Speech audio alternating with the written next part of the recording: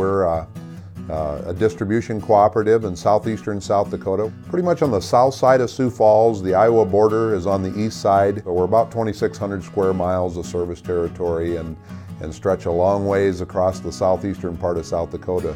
Powder River Energy is Wyoming's largest electric cooperative, serving the 5 counties of northeast Wyoming. Our service territory is about 16,200 square miles, serving Crook, Weston, Sheridan, Johnson, and Campbell counties. The heart and soul of Rendry Electric is the Minot area and the Minot Air Force Base. The idea that we're a rural electric cooperative is history. We are an urban electric co-op.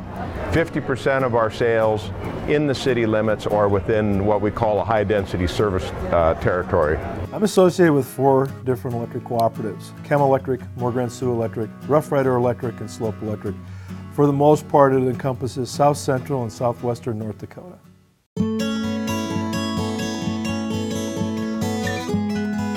Precorp has been in a decline over the past 5 years, primarily driven by the decline in the coal bed methane sector.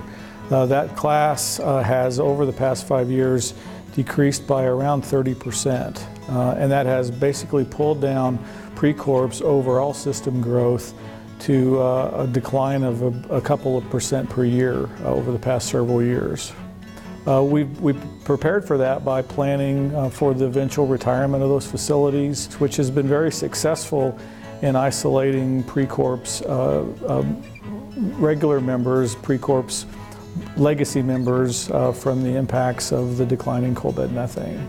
Rendry's biggest account is the Minot Air Force Base. Our other accounts that are critical, Enbridge is growing big time in Berthold, North Dakota. In fact, they've asked for another 8,000 horsepower as part of the new Sandpiper pipeline.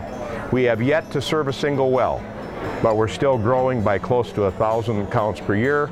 A lot of oil pumping. Halliburton's in town, Hess is in town, Baker Hughes is in town, building a new airport terminal. Things are really happening in Minot. The last 5 years we've seen a lot of growth. It started in that Dickinson area in west of Dickinson and has since migrated out from what we'll call the traditional oil field into areas such as New England, as they're exploring for oil now in the New England area. We've seen the oil load migrating into even the Mandan area, where there's a lot of new people that have moved in Bismarck, Mandan, associated with oil. In 2012, we saw a number of large irrigation and large commodity corn handling facilities, grain handling facilities come online, as well as large shops, because equipment has gotten much bigger. They need shops larger to work on it. The largest load growth we've had is some of the ethanol plants. Major load growth in that commercial loads. Our residential loads are about 40% of our load now. Commercial load has grown to be about that 50 to 60%, along with some irrigation, grain drying, and those types of loads too.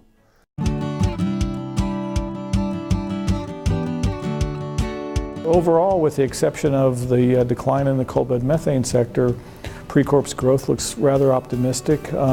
We'd like to see the decline stop and kind of reach equilibrium.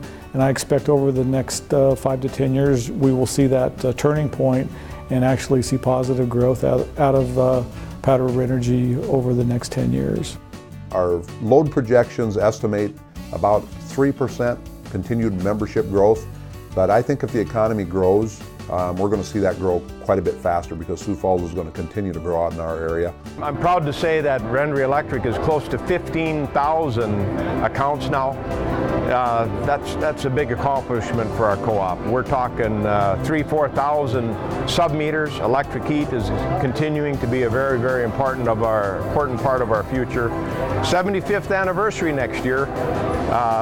We'll be here for another 75 years, and thanks again for everybody working together to make that future bright.